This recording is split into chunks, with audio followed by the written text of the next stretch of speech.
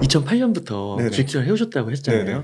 그러면은 뭐 서브프라임도 겪으셨을 네네. 거고, 그 다음에 뭐 유럽발 네네. 경제 위기도 그것도 겪고, 네네. 위중 뭐 그것도 있었죠. 네, 네. 그것도 있고, 이제 코로나도 겪고, 네네. 이번에 이제 거의 1년이 넘는 네. 하락장을 저희가 경험하고 네네. 있는데요. 네. 이번 장이 좀 특징 같은 게 있을까요?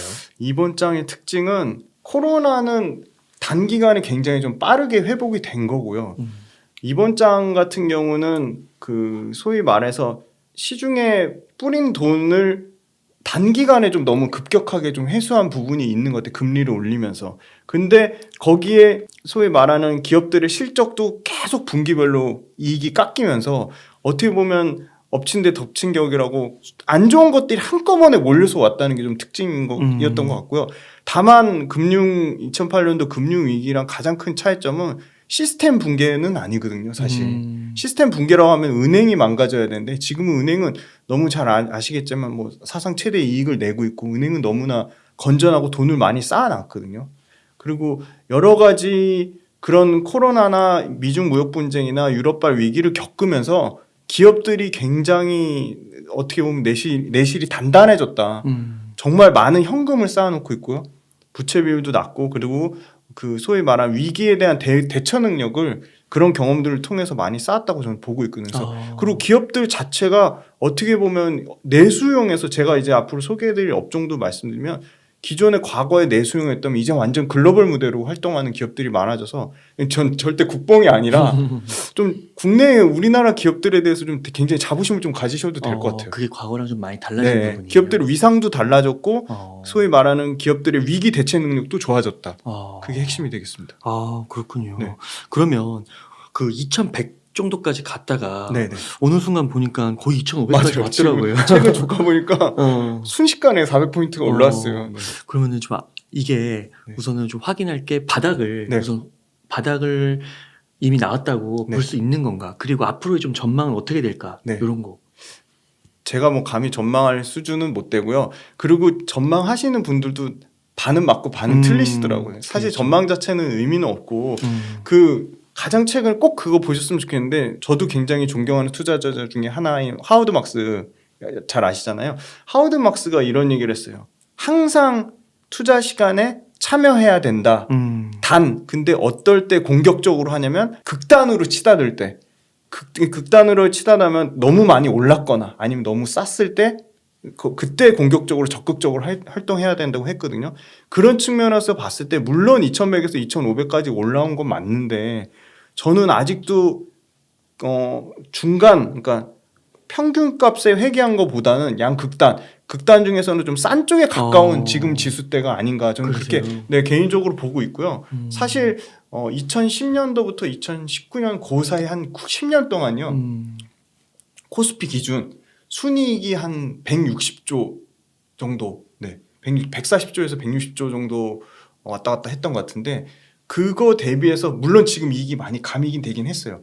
근데 코스피 지금 연간 계속 이익치는 깎이죠. 근데 그거는 또 내년에 또 돼봐야지 아는 건데 현재로서는 230조에서 약 한 8% 정도 감익하는 수준을 보고 있거든요. 그럼 230조에서 한 8% 정도면 한 200조 초반. 200조 초반 아니면 정말 많이 빠지면 한 190조 정도를 보고 있습니다. 그러면 그 190조 대 이익의 지금 코스피 지수대랑 그때 10년 전에 그 코스피 지수대랑의 레벨이랑 같아서는 안 되는 거죠. 그러니까 그렇게 얼추 산수려 보니까 그래서 사실 그거를 이익 레벨로 봤을 때 현 지수대 뭐 예를 들어 뭐 그 김영익 교수님도 그렇고 유명하신 분들이 2600에서 한 2800 정도가 우리가 적정 수준이다라고 얘기하는 게 정말 순수하게 펀더멘탈의 이익 가치만 봐도 그 정도 선은 돼야지 맞다고 보고 있고요. PBR로도 많이 얘기하는데 지금 제가 오늘자로 보니까 PBR 아직도 1배는 안 돼 있습니다. 지금 한 0.94배 정도 되거든요. 그래서 PBR 기준으로도 PBR 1배 미만이라는 거는 상장돼 있는 회사들의 자산 가치를 다 팔아도 시가총액을 사고도 남는다는 얘기거든요. 그러니까 싼 건 맞는 것 같고 근데 물론 단기적으로 올라온 거에 대한 부담감은 분명히 있으니까 항상 상승 뒤에는 조정이 있다. 근데 상승 뒤에 조정인데 그 조정이 폭락으로 갈 거라고는 생각하고 있지 않습니다. 보통 주식 투자할 때요. 무릎에서 사서 어깨에 팔라고 하잖아요. 그럼 지금 예를 들어 지금 2500이라고 하면 2800까지 보면 한 10% 15%밖에 남지 않은 거잖아요. 맞습니다. 그럼 이쯤에서는 팔아야 되는 거 아니에요? 파는 것도 하나의 전략이 될 수 있죠. 그러니까 철저하게 개별 종목에 따라 다른 것 같아요. 그러니까 시장은 10% 성장하는데 내가 투자한 회사가 시장보다 매출과 이익이 최소한 뭐 시장이 10% 성장하는데 내가 투자한 회사가 매출과 이익이 50% 성장하면 5배의 여력이 남아 있는 거죠. 그러니까 철저하게 개별 기업으로 보셔야 될 것 같고요. 지수 자체는 안타깝게도 삼성전자 비중이 너무 큰 거죠. 삼성전자가 20% 이상 비중을 차지하고 있으니까 다른 회사들이 아무리 잘해도 삼성전자가 무너지면 지수는 무너지게 돼 있거든요. 근데 최근에 아주 좋은 현상은 삼성전자 외에 삼성바이오로직스나 LG에너지솔루션은 삼성 S대에 굉장히 잘 받쳐주고 있거든요. LG화학을 포함해서. 그래서 지수도 구조적으로 레벨이 올라가지 않을까. 삼성전자가 조금 기울더라도 나머지 2, 3, 4등이 너무 잘하고 있어서 지수 자체가 구조적으로 성장하지 않을까 보고 있습니다. 그러면 지금은 종목 선정을 잘하면 되는 거군요. 네, 종목 선정을 잘할 때로 보고 있습니다. 그러면은 그 종목을 열심히 공부해서 네네. 선정을 한 다음에는 네. 지금 충분히 투자해볼 만하다. 뭐 내가 1억 갖고 있으니까 1억 다 몰빵에는 아니지만 1억에 뭐 예를 들어 사람마다 다르겠지만 분할 매수 관점에서는 저는 나쁘지 않다고 보고 있습니다. 지금도. 그러면 네. 어떤 좀 섹터나 네네. 주식을 좋게 보고 계신지. 네. 그 전에 어떤 기업을 사야 될지가 제일 일단 우선순위가 돼야 될 것 같은데요. 네. 최소한 이 네 가지는 꼭 다 만족하자. 네. 그러니까 네 가지 중에 하나라도 만족 안 하면 안 사는 거예요. 그래서 첫 번째가 펀더멘탈입니다. 펀더멘탈이라고 하면 아까 저희도 잠깐 얘기를 나눴지만 앞부분에 철저하게 실적입니다. 그냥 실적 그럼 뭐 봐야 돼요? 그러면 저는 최우선적으로 매출액, 영업이익, 영업이익률 이 세 가지는 보자. 당연히 매출액과 영업이익이 올라가는 회사, 꾸준히 안정적으로 성장하는 회사만 추려도요.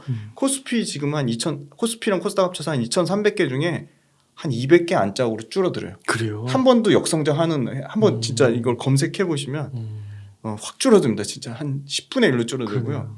그 다음에 영업이익률 중요한데요. 영업이익률 안에 그 회사가 갖고 있는 회사의 시장 점유율, 그다음에 그 회사가 갖고 있는 가격 경쟁력, 가격 경쟁력이라 하면 비싸게 해도 얼마든지 팔 수 있는 그런 경쟁력을 말하는 거죠. 싼 가격 경쟁력을 말하는 게 아니라 비싸도 소비자가 사갈 수 있는 아니면 기타 기업에서 사갈 수 있는 그런 회사가 이익률이 높게 날 수밖에 없다. 그래서 매출액, 영업이익, 영업이익률을 보자. 그게 펀더멘탈이고요. 두 번째는 결국은 어떤 기업이 올라가려면 모멘텀이 있어야 되거든요. 이건 절대 단기 투자 관점이 아니고요. 모멘텀이나 재료가 두 번째인데 모멘텀이나 재료라 함은 일종의 그런 거죠. 가장 최근에 제일 많이 이슈가 됐던 거는 IRA 법안. IRA 법안이 저희가 최대 수혜를 지금 받고 있지 않습니까? 2차 전지 관련된 들. 그게 굉장히 강력한 모멘텀이 되는 거고요. 그 다음에 IRA 법안 같은 거는 이제 글로벌적으로 이제 정책적인 부분이고 개별 기업이 모멘텀이 될 수도 있죠. 개별 기업이 한 번도 가격을 최근 들어서 한 번도 라면 가격을 올리지 않았던 삼양식품이 뭐 5년 만에 라면 가격을 인상했다더라. 그런 개별 기업의 모멘텀들 아니면 재료들 그리고 여타 삼성전자 말고 뭐 마이크론이나 인텔에서 뭐 최초로 몇 나노 공정을 개발했다더라. 그런 기술적인 이슈들 이런 게 다 모멘텀이나 재료거든요. 그런 게 두 번째로 중요하다고 보고 그 다음에 세 번째는 저도 거의 제가 투자로 한 16년 됐는데 거의 한 2년, 3년은 다 그냥 저도 가치 투자를 표방하면서 종목 사놓고 가치 투자자를 또 절대 그렇게 얘기하는 건 아닙니다. 그냥 제 개인 의견을 말씀드려요. 사놓고 묻어두자.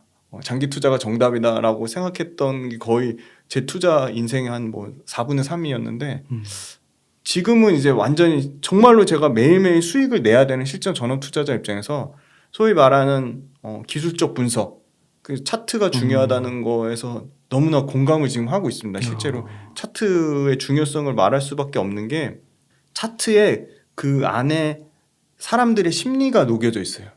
그러니까 사람들이 이 정도 가격대에서는 팔고 싶어 하는구나. 그게 매물대로 형성이 되는 거고요. 이 정도 가격대에서는 사람들이 사고 싶어 하는 거예요. 그러면 그 바닥권에서 이제 거래량이 나오면서 거래가 실리면서 굉장히 뭐 주가가 가파르게 올라간다든지 그런 그 안에 투자의 심리가 녹여 있어서 차트, 소위 말하는 기술적 분석을 세 번째로 중요하게 보고 있고요. 마지막에는 아무래도 개인 투자자는 굉장히 파편화되어 있으니까 소위 말해서 응집돼서 주가를 부양할 수 있는 투자 여력이 큰 외국인이나 기관이 사고 있는지.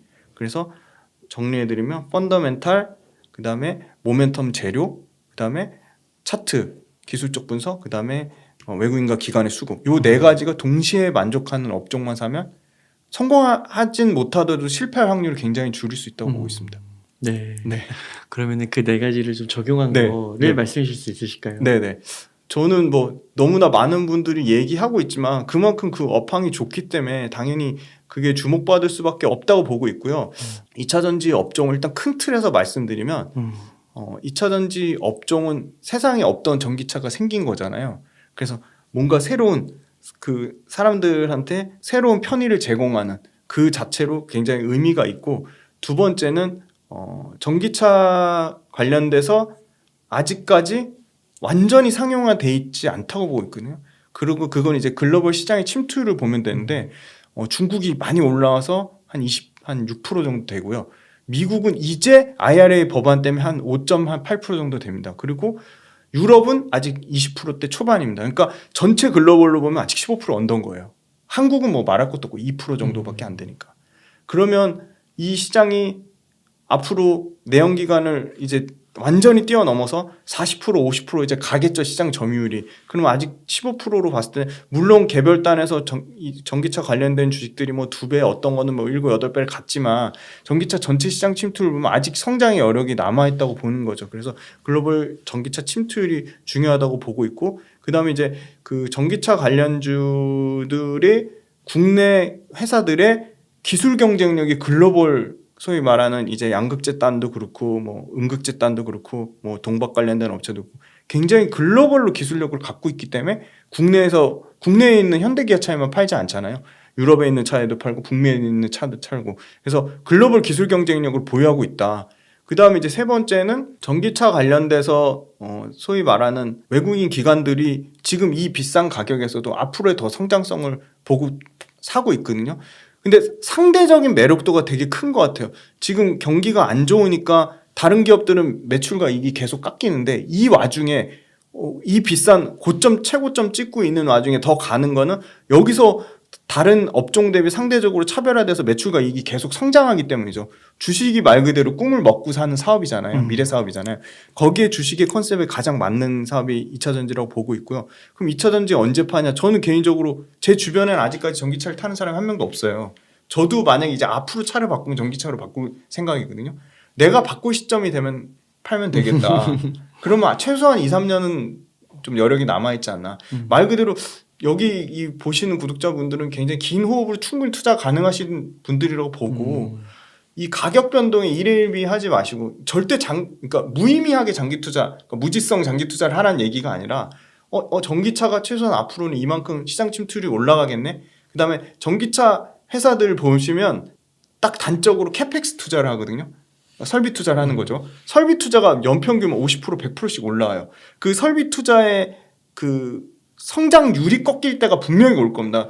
그게 아마 정말 짧게 봐서는 2025년, 더 긴 롱텀으로 보면 2027년에서 8년을 예상하는데 2027년, 28년에 성장률이 꺾이면 당연히 캐펙스 투자가 성장률이 꺾이면 캐펙스 투자라는 거는 조 단위로 들어가는데 1000억 단위 이상씩 들어가는데 그거에 대한 매출에 대한 자신감이 없으면 그렇게 투자할 수가 없잖아요. 그러니까 그게 성장률이 꺾일 타이밍에 팔거나 아니면 내 주변에 다 이제 전기차를 타고 다닌다 하는 시점에 팔면 그게 어떻게 보면 그 두 개가 아마 잘 맞아 떨어질 것 같고 그 시점을 보면 아직도 2, 3년 동안은 최소한 기회가 남아있다고 보고 있습니다. 네. 아, 그래서 2차 전지를 네. 좋게 보시는 거군요. 네, 가장 탑픽으로 봅니다. 2차 전지와 네. 전기차까지. 네, 그러니까 전기차에 들어가는 셀도 지금 굉장히 좋지만 셀보다는 저는 그 앞 밑단에 있는 소재 업체가 더 매출과 이익의 성장폭이 더 크다고 보고 있습니다. 밸류에이션 좀 더 비싸요, 소재 업체가. 네. 그러면은 이제 뭐 대형주 같은 경우는 네. 뭐 그 뭐야 LG 엔솔, 네네네. 삼성 SDI, 네네. SK 이노베이션, 네네. 그리고 뭐 이 검색하면 많이 나오는데 맞아요. 거기서 이제 네. 근데 지금 너무 많이 비싸가지고 네네. 지금도 길게 맞아요. 보면 괜찮다. 네, 길게 보면 괜찮은데 그거를 이제 분류해서 보셔야 되는 게 네. SK 이노베이션 기본적으로 석유화학 사업, 이 정유 네. 관련된 사업이 50% 이상 매출과 이익을 차지하고 있으니까 온전히 SK 온이 만약에 별도로 나오고. LG 에너지솔루션처럼 나오면 경쟁력이 있겠지만 아직까지는 석유화학 사업부의 비중이 높기 때문에 좀 그 부분에 대해서는 SK 이노베이션이 가장 투자 메리트가 떨어지고요. 삼성 SDI하고 LG 에너지솔루션은 재미있는 게 삼성 SDI는 굉장히 보수적이고 철저하게 이익률 위주로 가거든요. 그래서 분기 10% 이익이 났어요. 그러니까 2차 전지 이 셀 배터리 만드는 회사 10% 나는 엄청난 이익률이거든요. 그러니까 LG 에너지솔루션이 이번 3분기에 엄청 잘 나와서 한 6% 정도 미만인 걸로 알고 있어요. 생각보다 높지는 않네요. 높지 않아요. 이익률이 좋지가 않아요. 왜냐면 양극재 원가 올리면 그거 원가 올려줘야 되고 자동차에서 코스트 압박 들어오면 또 낮춰야 되고 하니까 중간에 찜점어 있는 상태거든요. 근데도 그렇게 주가가 막 올라가는 네, 거예요. 시장 자체가 성장성을 보고 올라가는 것 같아요. 그리고 이제 삼성 SDI 같은 경우는 그 LG 에너지 솔루션이랑 다르게 정말 돈 되는 것만 수주하겠다는 거 철저하게. 근데 아직도 물론 GM, 포드 뭐 이런 데는 벌써 포드 같은 경우는 SK온이랑 합작했고 GM 같은 경우는 LG 에너지 솔루션에 합작했고 삼성 SDI가 캐펙스로 보시면 되는데 삼성 SDI가 2026년 기준으로 180기가와트시고요. LG 에너지 솔루션은 580이니까 3배 이상 차이 나죠. 그러니까 LG 에너지 솔루션은 돈이 되든 안 되든 일단 수주 다 하겠다는 거고요. 삼성 SDI는 돈 되는 것만 하겠다니까 수주의 차이가 너무 많이 나잖아요. 근데 그럼에도 불구하고 삼성 SDI가 그렇게 높은 마진을 유지하면서도 버티고 있다는 거는 아직도 수주할 게 많이 남아있다는 거거든요. 그러니까 GM과 포드 외에도 현대기아차도 아직 다 이제 완벽한 수주가 다 안 나왔고요. 그다음 그 외 유럽 업체들 BMW를 비롯해서 뭐 폭스바겐 그다음 또 일본의 이제 도요타도 이제 전기차 관련 뭐 뒤늦게 뛰어들긴 했죠. 혼다 뭐 이런 회사들 글로벌 전기차 1등부터 10등까지 중에 LG 에너지솔루션은 이미 9개사를 고객사로 갖고 있고요. 삼성 SDI는 1개 내지 2개거든요. 그러니까 삼성 SDI가 어떻게 보면 성장폭이 많이 남아있는 거죠. 그래서 삼성 SDI가 사실 조금만 뭐 전략을 바꿔서 이익률을 좀 낮춰서 수주를 많이 하겠다 하면 삼성 SDI도 아마 전기차 관련된 수주가 폭증할 거로 예상을 하고 있고 밸류에이션이 너무 쌉니다. 그러니까 가장 저평가됐습니다. 그래서 두 개를 비교하자면 앞으로는 LG 에너지 솔루션보다는 삼성 SDI가 좀 더 주가 자체는 좀 더 여력이 더 많이 남아있지 않나 그렇게 보고 있습니다. 그러면 지금까지 2차 전지 관련주 좀 얘기해 주셨는데 네. 2차 전지 말고 또 좋게 보시는 섹터가 있으신가요? 네, 2차 전지 말고 저는 이제 일단 업종이 산업이 연평균 한 15%는 성장해야지 성장하는 산업이라고 보고 있는데 코로나 때문에 오히려 또 구조적으로 사람들이 건강에 대한 관심이 되게 많아진 것 같아요. 그리고 이 지수 빠질 때 굉장히 좀 안정적이게 좀 헬스케어 업종이 덜 빠지거든요. 그래서 헬스케어 업종을 좋게 보고 있고 헬스케어 업종 자체가 좀 구조적으로 연평균 15% 이상 좀 성장이 나오는 업종이라고 보고 있습니다. 그리고 헬스케어 관련된 업종들이 국내 소위 말하는 국내 내수 시장에서 이제 의료기기랑 제약회사를 포함해서 굉장히 좀 글로벌로 이제 굉장히 매출과 이익이 지금 다각화되고 있거든요. 그 이유는 그러니까 일단 의약품 만드는 제약회사를 보면 한미약품 때 그때 한참 확 신약에 대한 기대감으로 엄청나게 주가가 크게 아웃퍼폼했다가 신약이 그렇게 깨지니까 그 뒤부터 굉장히 완전 투자자들한테 외면받아서 박살이 났거든요. 그래서 제약회사들이 진짜 이를 갈고 2013년부터 2020년까지 R&D를 엄청나게 했거든요. R&D 엄청난 게 한 부분이 2023년부터 이제 본격적으로 R&D한 결과물들이 이제 10년 R&D한 결과물이 이제 나오기 시작한다고 보고 있고요. 그 다음에 이제 삼성 바이오로직스랑 셀트리온을 필두로 소위 말하는 약 효능은 똑같은데 가격은 3분의 1이 저렴한 거죠. 복제약, 바이오시밀러라고 하는 거를 너무 복제약을 저희가 잘 만드는 거죠. 그래서 2023년부터 특허 만료된 오리지널 신약이 쏟아져 나오는데 우리가 복제약까지 너무 잘 만드니까 삼성 바이오로직스나 셀트리온은 완전 논한 상황이거든요. 근데 또 삼성 바이오로직스가 더 좋게 볼 수밖에 없는 이유가 반도체를 잘 만들어봤잖아요. 그러니까 이 반도체를 물론 공정이 다르고 여러 가지 다른 부분이 있겠지만 정말 이 잘 만드는 거 정교하게 잘 만들어서 생산 수율을 높이는 거에 최적화된 게 삼성그룹이잖아요. 그리고 이건희 회장님이 이 반도체를 읽었다며 이재용 이제 회장 되셨잖아요. 이재용 회장이 바이오에 굉장히 주도적으로 나도 반도체 못지않게 업적을 하나 이뤄보겠다는 그런 큰 그림, 큰 밑그림이 있는 것 같아서 삼성 그룹사 내에서도 삼성 바이오로직스를 굉장히 밀어주거든요. 그래서 삼성 바이오로직스는 앞으로 계속 좋아질 수밖에 없다. 그래서 이런 바이오 시밀러 관련돼서는 삼성 바이오로직스 같은 경우는 꾸준히 그냥 계속 공부해볼 필요가 있다고 보고 있습니다. 삼성 바이오로직스. 네. 그러면은 뭐 제약주 되게 많잖아요. 네, 네. 중소형주도 많고. 네, 많아요. 그런 거는 많이 안 보시나요? 아니, 제약주 중에 매출과 이익이 성장하는 회사들이 있거든요. 그런 회사들을 추리면 또 몇 개 안 돼요. 근데 이제 그 약도 전문 의약품이 있고 일반 의약품이 있잖아요. 근데 전문 의약품 쪽으로 또 중점적으로 하는 회사들이 있거든요. 그런 회사들을 좀 관심 있게 보면 좋을 것 같고, 저는 손쉽게 투자 아이디어를 얻을 수 있는 게 그 의료기기 쪽에 예를 들어 뭐 보툴리눔 톡신이 될 수도 있고 미용 에스테틱 의료기기도 될 수도 있고 뭐 임플란트가 될 수도 있고 이런 거는요 매월 그 관세청에 가면 HS 코드라고 월별 수출 데이터가 나와요. 네. 그럼 서울 강남구에 HS 코드를 치면 미용 의료기기 수출 데이터를 치면 서울 강남구에 본사를 둔 클래시스의 매출이 9월달 수출 매출이 잡히는 거거든요. 근데 월별 수출 데이터가 꾸준히 계속 안정적으로 계속 증가합니다. 그러니까 원래 내수만 하던 회사들이 클래시스 같은 회사들도 브라질에서 연평균 50%씩 성장이 나오고 이제 가장 큰 무대인 미국하고 중국 진출하려고 미국하고 중국에 대한 진출이 2023년에 가셔야 될 걸 보고 있거든요. 그리고 의료기기 관련된 회사가 마진이 얼마나 났는지 아세요? 50%의 마진. 모든 제조업체 통틀어서 의료기기만큼 마진이 많이 나는 회사가 없어요. 그러니까 전체 평균이 30%가 되더라고요. 그러니까 클래시스만 1등 회사니까 50% 나는 게 아니고 그 밑단에 제이시스 메디칼, 루트론 이런 회사들 다 마진 30%가 넘어요. 그러니까 이익률이 엄청나게 좋으니까 아까 말씀드린 이익률에 숨겨진 그 회사의 기술 진입 장벽, 그다음에 가격 경쟁력, 독점력이 있는 거죠. 그래서 저는 이익률 높다는 건 굉장히 유익 있게 보셔야 되고, 장비 회사들 좋은 게 딱 장비를 한번 깔면요. 장비는 계속 발주 나가긴 어렵지만 장비에 들어가는 소모품 있잖아요. 카트리지. 이런 거는 마진 더 잘 나옵니다. 55%, 60% 마진이 나오거든요. 장비 한번 쫙 깔아놓으면 소모품이 그때부터 이제 계속 매년 그냥 안정적으로 나가니까 의료기기 회사들은 소모품 매출이 본격적으로 지금 클래시스 같은 경우도 해외 이제 장비 깔기 시작한 거 해외 이제 소모품 나가야 되거든요. 그래서 매출과 이익이 50%씩 성장해요. 그럼 클래시스라는 기업은 시가총액이 어느 정도 돼요? 한 지금 9,800억대 정도 될 겁니다. 그 크네요. 원래 1조 넘었던 회사인데 빠진 거. 이유 없이 그냥 워낙 2차 전지나 그런 소위 말하는 뭐 미디어 엔터나 이런 뭐 제약바이오에 그러니까 그런 데로 수급이 몰리다 보니까 의료기기는 완전 소외됐거든요. 근데 의료기기 찾아보면 알짜 회사들이 진짜 많습니다. 과거에도 이제 이런 식으로 투자를 하셔가지고 큰 성과를 얻으신 거죠? 네, 큰 성과를 얻기도 했지만 많은 실패를 경험했죠. 지금도 실패를 통해서 많이 배우고 있고요. 그러세요? 네. 그러면은 그 실패 사례 네. 한번 좀 언급해 주시면 좋을 것 같은데요. 실패 사례 너무 많은데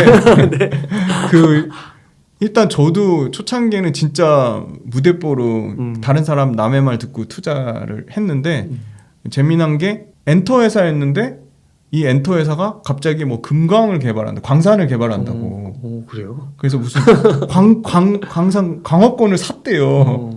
그래서 그때 잠깐 올랐거든요.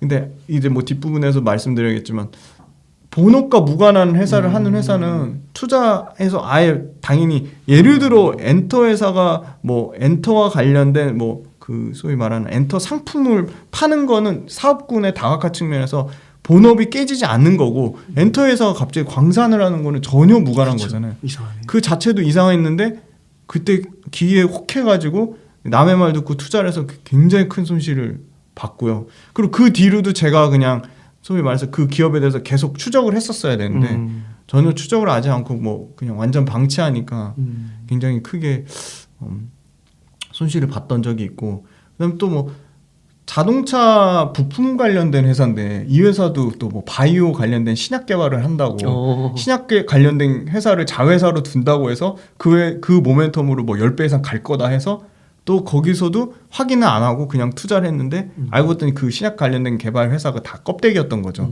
그래서 그 회사도 뭐 10분의 1 토막 나면서 그런 거는 굉장히 큰 투자의 손실 봤죠. 시점에서 네. 시가총액이 어느 정도 되는 기업들이에요? 그러니까 1조짜리가 10조 가는 건 굉장히 어려운데 사실 그쵸. 1000억대짜리가 1조 가는 건 사실 훨씬 할수 있죠. 가능성이 더 높거든요. 그래서 제가 다 건드려서 이렇게 막 10분의 1토막 나오고 막 상장 폐지된 회사들은 다 1000억대 정도. 네. 시가총액이 굉장히 중요합니다. 네. 굉장히 중요한 포인트를 찝어주셨는데 시가총액이 아파트 매매가로 보시면 되거든요. 그러니까 뭐 1000억대 미만, 그러니까 기관들도요. 기관 투자자로 있어봤지만 5천억 미만 회사는 아예 거들떠도 안 봅니다. 시가총액. 네. 그렇군요. 네. 네. 물론 시가총액 1000억대 회사가 모두 다 그런 뭐 잡주라는 얘기는 절대 안 합니다. 그런 회사들 중에서도 매출과 이익이 성장하는 회사는 1000억짜리가 3천억, 5천억, 뭐 8천억 갈 수 있는 기회는 있다고 봅니다. 그렇죠. 모든 기업이 다 그럴 때 그렇죠. 뭐 네. 올챙이 네네. 개미도 올챙이장이 맞습니다. 있으니까. 네. 그러면은 그때 그렇게 투자하셨던 기업들은 네네. 재무제표는 아까 네 가지 기준, 네네. 펀더멘털, 모멘텀, 기술적 분석, 차트, 네. 뭐 외국인의 그런 매매, 네. 동향 네. 이런 것들을 체크 안 하시고 들어가셨던 거예요. 모멘텀만 봤습니다. 재료만 봤습니다. 아 그렇게 네. 하셨던 거군요. 아, 그래서 이 네 가지가 그런 이제 실패 사례들을 통해서 네. 정립이 된 것이군요. 네네. 그리고 실패 사례 중에 최근 거 보면 수소 관련된 회사를 투자했는데 180% 수익이 났는데 거기서 더 갈 거라고 탐욕을 부리다가 결국은 본전이 됐습니다. 그것도 저는 큰 실패라고 보고 있고요. 아 그래요? 그 네. 수소는 앞으로 갈 것 같은데. 저는 앞으로 갈 것 같습니다. 네. 네. 일단 뭐 가장 최근 사례를 보면 실패 사례였고 비대면이 엄청 활성화됐을 때 비대면 관련된 이 줌 같은 프로그램을 만드는 회사도 150% 수익이 났는데 지금은 반토막이 났습니다. 탐욕을 부리다가. 그래서 네. 그래서 제가 꼭 말씀드리고 싶은 게 적정 수준의 수익이 나면 수익 실현하는 게 굉장히 중요하다. 수익 실현해서 현금화하는 게 너무너무 중요하다고 보고 있습니다. 그러니까 작은 수익이 하나하나 모여서 큰 그 소위 말하는 투자 성공을 거두는 거지 내가 이거 투자했는데 10배 갈 거야 20배 갈 거야 그렇게 하기는 굉장히 어렵다. 그래도 그 시점에 갔을 때 네. 못 판 이유가 있을 거 아니에요. 못판 이유는 더 갈 거라는 그냥 탐욕이죠. 아 탐욕인데. 네. 뭐 진짜 네. 그 네 가지. 이 상황에서 외국인 기관이 팔고 있나? 여기서 더 이상 모멘텀이나 재료는 안 나올 것인가? 여기서 기술적으로 차트가 꺾였나? 그런 것들을 봤으면 당연히 팔았겠죠. 근데 저는 그걸 볼 때만 해도 그냥 오로지 또 2차 전지가 계속 가니까 뭐 PDR이란 얘기가 나왔거든요. 그런 식으로. 네네 그런 식으로 생각을 좀 안일하게 했죠. 그러면 예를 들어서 막 2배가 간 거예요. 네네. 2배 갔는데 거기서 예를 들면 10%가 빠졌어요. 네네. 그러면 이제 그때도 아 이거는 잠깐 빠진 거고 네. 더 갈 거다 이런 식으로 이제 생각을 했다는 건가요? 그렇죠. 더 갈 거라고 생각을 한 거죠. 그래서 팔지 네. 않고. 그러니까 내가 어떤 회사를 투자했는데 내가 생각했던 기간보다 짧은 시간 안에 막 과도하게 많이 올라서 야 이거 조금 많이 오른 것 같은데 긴가민가 하잖아요. 그럴 땐 무조건 절반 이상 팔면 내 마음이 편합니다. 거기서 더 가는 거는 절대 내 몫이 아니라고 생각하면 됩니다. 아, 그럼 그 판 걸로 또 새로운 기회를 엿볼 수 있습니다. 네. 아, 그러면 기회비용이 진짜 중요한 것 같아요. 기회비용. 저는 탐욕 부리다 기회비용을 숱하게 날렸거든요. 그 기회비용 날린 것만 해도 아 그래도 네. 기회비용 그렇게 말씀하시는 거 보니까 네네. 그래도 산 주식들이 많이 오르셨으니까 그런 얘기를 할 수 있는 거예요. 아 그렇죠. 애초에 오르지도 못하신 분들이 많으니까. 네네. 그래서 어떻게 하면 이거 손절을 해야 되나 빨리 했어야 되는데 후회하시는 분들이 오히려 더 많을 것 같은데. 아 진짜 손절 진짜 중요합니다. 너무 중요한 얘기 해주셨는데 오늘 이거 중에 가장 어떻게 보면 핵심이 전 손절이라고 생각하는데요.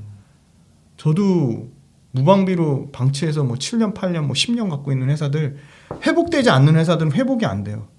그러니까 7년, 8년도 가져보셨어요? 아 그럼요. 지금 뭐 11년 갖고 있는 회사도 있고 15년 갖고 있는 회사도 있어요. 정말요? 네.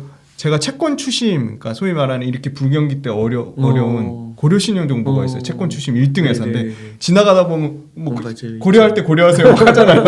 그 회사가 제가 500원대 사가지고 7,000원대 팔았는데 와. 근데 지금 한 14,000원 갔더라고. 경기가 어려우니까. 너무 아쉽죠. 더 갖고 있었으면 더 수익을 많이 했을 텐데. 근데 제가 팔았던 거는 그 회사가 연간 배당 수익률이 한 6% 됩니다. 손절은 또 다른 기회를 얻게 해준다. 그러니까 기회비용 측면에서 손절이 굉장히 중요한 게 저는 과거에 뭐 고려신용정보 같은 경우도 배당을 많이 줘서 버틸 수 있었지만 다른 종목들 10년, 5년, 8년, 뭐 11년 갖고 있는 회사들 좀처럼 회복이 되지 않아요. 그 얘기는 주식이라는 거는 추세, 시세, 방향성이 굉장히 중요한데 아니 근데 10년을 갖고 있어도 회복이 안 돼요? 네, 안 되더라고요. 그런 게 있어요? 네. 그렇구나. 그 네 가지 조건을 만족을 못한 거죠. 아 무서워.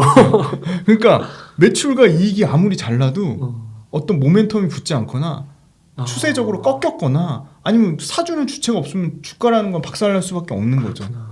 그러니까 그 네 가지 다 만족하면은 그 네 가지 조건을 다 만족했다는 자체가 올라갈 수 있는 모든 조건을 갖추고 채비를 하고 있다는 건데 이 중에 하나라도 꺾이면 그때부터는 얼마든지 가격 하락의 여지가 있는 거죠. 그래서 그 손절을 못 해가지고 많은 기회비용을 날렸고 손실을 본 제 정말 16년의 실전 투자 경험으로 봤을 때 나중에 제가 이거 표 꼭 좀 여기 띄워주세요. 그 마이너스 10%의 손실이 나면 11%만 오르면 회복이 됩니다. 네. 근데 그 두 자릿수 바뀌는 기준, 그러니까 마이너스 25% 손실이 나면요, 두 자릿수 이상의 수익이 더 나야 돼요. 그러니까 마이너스 25%면 뭐 37%인가 38%의 수익이 더 나야 되는 거예요. 그러니까 그거는 한 번에 회복되기는 어렵다, 굉장히. 한 자릿수 손실 나는 것들은 그날 주가만 한 자릿수대로 급등이 나오거나 그럼 회복이 되는데 그때부터는 그냥 극단적으로 마이너스 50% 손실 난 거는 2배 올라야지 100% 수익 나야지 회복이 돼요.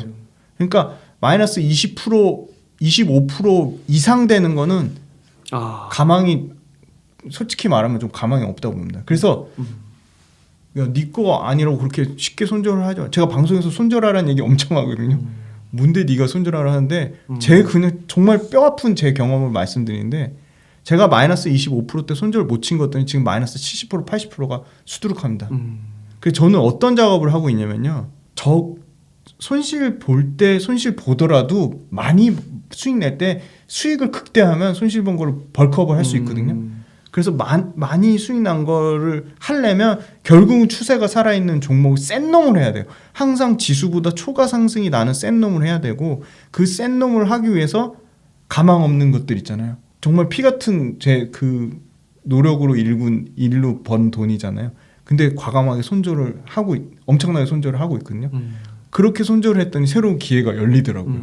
그래서 손절을 목숨같이 지켜라. 그래서 뭐 개인적으로 저는 전업 투자를 하니까 하루에도 뭐 매매를 하는 경우가 있고 일주일 단위로 매매하는 경우도 있고 뭐 길게는 뭐 한 달을 끌고 가는 것도 있는데 하루짜리나 일주일짜리나 한 달짜리는 기계적으로 AI처럼 5% 이상 되면 무조건 손절합니다.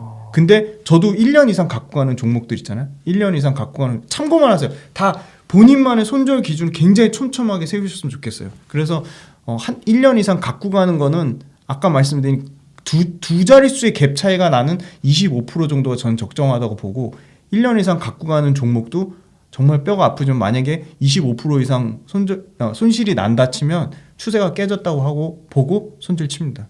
근데 경험상 25% 안쪽에 있는 것들은 어느 순간에 모멘텀이 붙거나 외국인 기관의 수급이 붙으면 그 정도는 회복이 되더라고요.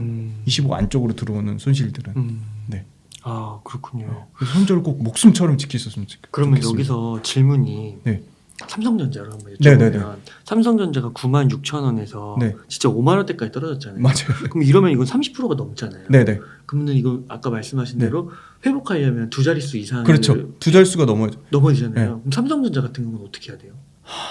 저는 일단 5만 원까지 가지 않고 96,000원짜리가 만약 뭐 한 7만 원, 4, 5천 원 됐으면 가차없이 손절합니다. 아 그래요? 네. 삼성전자라도? 네, 삼성전자로 손절합니다. 그러니까 많은 네. 또 몇몇 전문가분들은 네. 삼성전자는 네.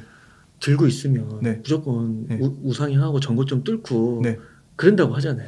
그 삼성전자를 9만 원대 갖고 있는 사람, 8만 원대 갖고 있는 사람, 7만 원대 갖고 있는 사람, 5만 원대 갖고 있는 사람마다 전략이 당연히 다 달라야겠죠. 9만 원대 갖고 있는 사람은 정말 말 그대로 그 삼성전자 9만 6천 원 찍을 때 소위 말하는 거래량이 막 50만 네. 전체 그 소위 말하는 코스피 지수 거래량이 50만 주가 터졌거든요. 그러니까 그렇게 고점에서 거래량이 터진다는 거는 사려는 세력은 없고 그냥 오로지 다 팔려고 던지는 세력만 있는 거잖아요. 근데 지금 같은 5만 원대에서 거래량이 실리면서 삼성전자가 파는 매물이 나오면 신규로 사는 입장에서 너무 좋은 기회인 거고요. 7만 원대, 8만 원대 갖고 있는 사람은 본인만의 손절 원칙에 따라 삼성전자지만 내가 갖고 있는 것보다 20% 이상 빠져서 30% 손실 나고 마이너스 40% 손실 나는 거는 아무리 삼성전자라도 그거에 그 회사의 주식의 추세나 시세는 꺾이진 거거든요. 그래서 파는 게 맞다고 보는 거죠. 그렇군요. 네. 거기에 예외는 없는 거군요. 예외는 없습니다. 1등 주식이라고 네, 해도. 1등 주식이라고 해도. 근데 삼성전자 예를 들어 뭐 갖고 있는데 4만 원대 저는 4만 원대 한번 사서 수익을 냈었거든요. 4만 원대 샀는데 4만 원대에서 그 배당이 나오잖아요. 연간 그렇죠. 배당이 한 3% 정도 되거든요. 2-3% 나오죠. 그러니까 나는 삼성전자를 주가가 오르고 내리는 건 상관없이 그때만 해도 지금 은행 금리가 이렇게 5%까지 올라갈 줄 몰랐으니까 저는 그땐 그래서 삼성전자 아무리 빠져도 난 삼성전자로 연 3%씩 계속 배당받겠다. 1년에 한 번 주는 거 이제 두 번 나눠서 주고 이제 분기마다 주거든요. 4번 맞아요. 주거든요. 4번 주죠. 은행 예적금 같잖아요. 너무 좋은 거죠. 그런 약간 다른 관점, 삼성전자를 뭐 배당주의 관점으로 볼 수도 있는 거고. 진짜 삼성전자가 망하지 않는다고 생각하면 진짜 자식한테 물려줄 주식으로 봐도 되는 거죠. 네. 근데 근데 그렇지 않으려면 네. 이제 기회비용이 너무 큰 거죠. 기회비용이 너무 아까운 거예요. 맞아요. 네. 그러니까 다른 주식에 투자했으면은 네. 더 이제 수익률이 갈 수 있는 네네. 건데 이게 두 자릿수로 되면 회복하는데 이제 몇 년이 걸릴 수 있으니까. 그쵸. 그러니까 철저하게 사이클 산업이잖아요. 반도체 자체가. 내가 사이클을 철저하게 맞출 수 없다면 아무리 삼성전자라도 추세가 깨지면 기계적으로 손절하는 게 맞다고 봅니다. 그러면 또 이런 방법도 있잖아요. 그 물타기. 네. 그러니까 예를 들어 9만 원이 됐어. 네. 근데 물을 타서 네. 그 30%라면은 네. 절반을 타서 만약에 15%로 맞출 수도 있잖아요. 네, 네. 그러면 좀 빠져나오기도 손절 안 하고 빠져나올 수도 있는 거 아니에요? 그렇죠. 물타기하고 불타기가 있거든요. 네. 물타기는 올라가는데 하는 거거든요. 네. 일단 물타기 저도 물타기 많이 해봤는데 물타기 하는 것 자체가 그 회사가 하락하는 추세에 있는 거예요. 추세가 꺾인 거죠. 그러니까 평단가는 낮아질 수 있지만 물타기 함으로써 얻을 수 있는 효용은 그렇게 크지 않다고 봐요. 추세가 꺾인 거를 물타기 하는 거기 때문에. 근데 반대로 내가 여윳돈이 있어서 올라가는 상승 추세에 있는 불타기 하는 거는 결국은 시드머니가 커져가지고 수익금 자체가 커지는 거니까 그거는 저는 괜찮다고 보거든요. 올라가는 추세에 있는 거는. 근데 꺾여 있는 거를 아무리 삼성전자라도 이미 추세가 꺾여가지고 내려가고 있는데 거기서 물 타서 평단가를 낮춘다 한들 그러면 삼성전자 말고 추세가 살아있는 종목에 대한 투자할 기회까지 날리는 거죠. 그래서 어떻게 보면 저는 물타기는 좀 지양하자. 크게 그건 의미가 없다. 이번에 네. 한 1년 동안 하락장은 네. 거의 매크로 이슈라서 안 떨어진 게 거의 없잖아요. 맞아요. 네. 이런 장에서도 손절을 해야 되는 거예요. 그렇죠. 네. 다 떨어지는데도 거의 네. 다. 네. 그 가운데서 오르는 게 있으니까. 오르는 게 LG 있어요. 엔솔처럼. 네. 있어요. 네. LG 엔솔도 올랐고요. 삼성 바이오로직스도 거의 조정 안 받고 포스코 케미칼도 계속 올랐고요. LG 화학도 올랐습니다. 그렇죠. 찾아보면 오르는 게 있습니다. 그렇군요. 네. 그러니까 이게 만약에 진짜 손절에 대한 그런 말씀해 주신 것처럼 그걸 내 원칙으로 삼는다고 하면 진짜 처음에 살 때 진짜 싼 거 많이 빠지기가 어렵다고 판단한 거를 2번, 3번 확인하고 사야겠네요. 그냥 사고 보는 게 아니라. 맞아요. 말씀 주신 대로 주식에서 싼 가격만큼 좋은 모멘텀은 없어요. 그런 얘기가 있어요, 진짜. 그리고 한 번에 살려고 하셔서 그래요. 그 분할 매수가 좋은 게 얼마나 우리는 기간이 아니잖아요. 우리가 사고 싶을 때 사면 되잖아요. 개인 투자잖아. 그러니까 내가 1,000만 원밖에 없는데 1,000만 원을 뭐 10번 나누는 게 의미가 있어. 그거 10번 나누세요. 그러면 진짜 엄청난 효과가 나오거든요. 그래서 저 같은 경우도 뭐 예를 들어 한 종목 산다 그러면 최소한 4-5번 나눠서 삽니다. 최소한. 몇 천을 투자를 하든 뭐 몇 억을 투자하든 몇 백을 투자하든. 그래서 나누면 그거를 일종의 뭐 여러 가지 방법이 있어요. 이 회사 내가 너무 좋게 봤는데 이 회사가 지금 가격이 부담스럽다. 그럼 한번 10주만 사보는 거예요. 그 추세가 빠지면 또 이 회사는 내가 이미 공부가 다 끝난 상태니까 빠지면 오히려 땡큐네. 그래서 뭐 50주에서 100주를 늘려보고 거기서 더 빠지면 또 더 사고 그렇게 해서 평단가를 계속 낮추는 거죠. 그렇게 해서 이제 나눠서 사면 어느 정도 평단가가 낮춰지잖아요. 그럼 그때부터는 이제 그 회사에 대한 계속 그 소위 말하는 모멘텀이나 재료를 계속 체크하면서 결국은 이제 내 평단가보다 주가가 오를 수도 있고 떨어질 수도 있는데 얘기하신 대로 내가 공부가 끝난 상태에서 사서 떨어지는 거는 사실 그렇게 크게 근데 떨어졌는데 그게 막 갑자기 뭐 추세적으로 뭐 25%씩 하락한다. 그러면 저는 그건 과감하게 좀 매도하는 게 맞다고 봅니다. 그러니까 애초에 살 때 네. 25% 이상 떨어질 거는 사면 안 되겠네요. 그렇죠. 네. 그러니까 정말 그러니까 보통 이제 많은 주식 투자하시는 분들이 네네. 이게 손절 같은 거 별로 생각 안 하고 네네. 유튜브 방송에서 네. 뭐 예를 들면 삼성전자 갑니다. 네네. 전고점 무조건 맞아요, 돌파합니다. 맞아요, 세계 맞아요. 1위입니다. 막 맞아요, 이러면서 맞아요. 하면은 그냥 사시잖아요. 맞아요. 네. 근데 삼성전자가 이렇게 빠질지 누가 알겠습니까? 그렇죠. 모르죠. 네. 예, 그러니까 너무 비싸게 사면 안 되는 거고. 그러니까 5년 10년 돼서 9만 원이 회복이 될 수도 있겠죠. 근데 그때까지 가는 저는 그 기회비용이 너무 아깝다고 생각합니다. 아깝다고 네. 보시는 거죠. 네. 그러면은 실적 전업 투자주로서 네. 뭐 루틴이라든지 네네. 투자 철학이라든지 네. 이런 거 좀 얘기해 주시면 그러니까 좋을 것 마이너스 25%가 안 되려면요. 같아요. 일단 제가 매일 하고 있는 걸 말씀드리면 저는 일단 장이 끝나면 그날 가장 거래가 활발하게 일어났던 종목 코스피에서 10개, 코스닥에서 10개 일단 뽑습니다. 그럼 그 와중에서도 종목이 추려지겠죠. 뭐 코스피에서 예를 들어 뭐 네옴시티 테마 때문에 올라간 종목 다 빼고요. 그 와중에 똘똘 나오는데 LG 에너지솔루션은 기업과 실적이 펀더멘탈이 바탕되는데 외국인하고 기관의 수급까지 올라오니까 그런 회사들이 그날 거래한 거래대금 상위에 있으면 당연히 관심 종목에 넣어두고요. 그 다음에 두 번째는 상승률로 그날 당일날 상승이 제일 높았던 종목. 그러니까 그만큼 상승이 높았다는 건 시장에서 주목을 받고 관심을 받았다는 거니까요. 그래서 거래 대금으로 나래비를 해가지고 1등부터 뭐 10등까지 하는 거를 정리를 하고요. 개별 종목을. 그 다음에 아까 말씀드린 상승률 순으로 하는 걸로 하면 그때 이때는 시장이 요 종목이 강했구나. 이때는 요런 산업이 테마가 돌고 있구나. 그거를 파악하실 수가 있어요. 그거를 귀찮더라도 거래대금 상위 종목 뽑아보고 상승률 상위 종목을 뽑아서 거래대금 상위 종목 1등 LG 에너지솔루션이 끝이 아니고요. LG 에너지솔루션이 오늘 왜 거래대금 상위에 올랐을까? GM이랑 어떤 배터리 계약이 났구나. 아니 그 없는 거면 없는 거 나름대로 뭐 모멘텀이나 제로였는데 갑자기 외국인이 뭐 30만 주 순매수가 들어왔는데 그걸 계속 기록을 하시는 거예요. 그래서 그걸 계속 기록하는 작업을 하시고 그러다 보면 시장에서 지수 대비 초과 난 수익이 나는 업종이 뭔지 나오거든요. 그리고 외국인 기관이 상위 산 종목 저희 나라처럼 그렇게 오픈하는 데가 없어요. 그러니까 외국인이 뭐 상위 1등부터 10등까지 종목 못 샀고 기관이 1등부터 10등까지 못 샀는지. 근데 그게 답이에요. 외국인하고 기관이 동시에 사는 게 있어요. 그러면 굉장히 올라갈 확률이 높아요. 사실 확률적으로. 네. 그렇구나. 네. 동시에 산다는 거는.